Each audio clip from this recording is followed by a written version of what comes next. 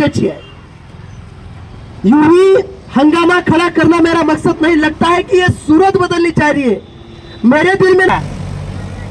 एवढं सांगू इच्छितो की आज जो काही लोहा तहसील समोर एक दिवसीय धरणे आंदोलन आपण या ठिकाणी मांडलेलं आहे, पण माझं संपूर्ण शेतकऱ्यांना असं सांगणं आहे की आता आपण धरणे आंदोलन करून, कारण ज्या वेळेला या महाराष्ट्रामध्ये अतिवृष्टी झाली आणि महाराष्ट्रामध्ये अतिवृष्टी झाली, मोठ्या प्रमाणात पाऊस पडला आणि सर्वात जास्त नोंद पण झाली ती नांदेड जिल्ह्यामध्ये। आपल्या नांदेड जिल्ह्यात 2013 पासून माझं, मी ग्रॅज्युएशनच्या सेकंड इयरला होतो तेव्हा माझा पहिला मोर्चा होता लोह्यामध्ये, पहिला मोर्चा विद्यार्थ्यांचा, शेतकऱ्यांच्या मुलांचा। तेव्हापासून माझ्यावर 16 केसेस आहेत नामदेव भाऊ, पण जेलमध्ये एकदा जायची गरज आली नाही।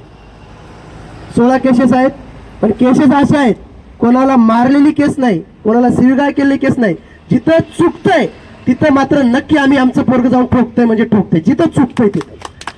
कारण आम्ही भले तरी देऊ काशेची लंगोटी, नाताळाची माती हानू काठी, जगद्गुरु तुकोबरायाला मानणारी माणसं आम्ही आहोत। संतालाही मानतो, संत साहित्य आहे, पण त्याचबरोबर छत्रपती शिवरायांचे विचार सुद्धा आमच्यामध्ये आहेत। मग हे इथं बसल्यानंतर अर्जुन, आता या काही यांचे मित्र ज्यांचा पीक विम्याचा संबंध नाही, पण आमचे जाधव सर चांगल्या कामसाठी करतात, लढा चांगला असतो म्हणून ती लोक येऊन बसतात। मग ह्या गजूभाऊ, आता तुम्ही आम्ही सांगतो की इथं बसल्यानं हा प्रश्न मिटत नाही, पण एवढं मात्र नक्की आहे प्रश्न मात्र इथून पेटतो आणि कुठून तरी सुरुवात करणं, मनावर घेऊन देणं गरजेचं होतं।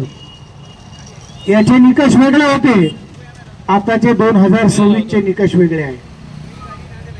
आता तर हे निकष बदलवण्यासाठी सर्वात पहिले आपल्याला लढा देणं गरजेचं आहे। लक्षात घ्या, ठिकाणी जे काही शेतकऱ्यांनी कागदपत्रे दिलेले आहेत त्याची तुम्ही पडताळणी करा, शेतकऱ्यांना तात्काळ पीक विमा द्या। 2026 चा पण तुम्ही सांगितलं होतं, महाराष्ट्राच्या मुख्यमंत्र्यांनी सांगितलं होतं की आम्ही शेतकऱ्यांना त्या ठिकाणी 17,000 रुपयाप्रमाणे पीक विमा देणार आहोत, त्याचे तात्काळ शेतकऱ्यांच्या खात्यावर पैसे पडले पाहिजे। आता कोणतरी म्हणे आम्हाला विद्युतीचं त्या ठिकाणी प्रश्न गंभीर आहे। मी या जिल्ह्याच्या अधीक्षक अभियंत्यालाही सांगतो, तुम्ही शेतकऱ्यांचे फक्त बिल वसूल करण्याचे काम करू नका, त्यांच्या घरावर त्या ठिकाणी जाण्याचं काम करू नका, तात्काळ शेतकऱ्यांना दिवसा लाईन देण्याचं तुम्ही त्या ठिकाणी काम करा, अन्यथा तुमचं एकही कार्यालय आम्ही ठिकाणावर ठेवणार नाही, हे तुम्ही लक्षात घेतलं पाहिजे। एकही कार्यालय ठिकाणावर ठेवणार नाही। आणि बँकेचे कर्मचारी घरी ऐकले का? रोज त्यांच्या कानाचे ऑपरेशन झालेले आहेत का चोट्याच्या? रोज बॉम्ब लागले ना लोक की कर्जमाफी होणार आहे, कर्जमाफी होणार आहे, कर्जमाफी होणार आहे। तुम्ही आमच्या घरावर माणसं पाठवता का? तुम्हालाही सांगतो, बँकेचा अधिकारी गावात येऊ द्या आणि त्यांनी कर्जमाफीच्या, तुमच्या या कर्ज वसुलीच्या संदर्भात बोलू द्या। हात पाय तंगडा मोडा आणि पहिला फोन मला लावा, मी येतो तिथं। कोणते चोट्टे गावात येतात? लाज वाटायला पाहिजे हरामखोरायले। महसूल मंत्री तिकडे बॉम्ब लागला, सांगायला की आम्ही शेतकऱ्यांची कर्जमाफी 30 जून पर्यंत करणार आहोत, आणि हे चोट्टे घरावर येतात का बँकवाले? लाज वाटायला पाहिजे।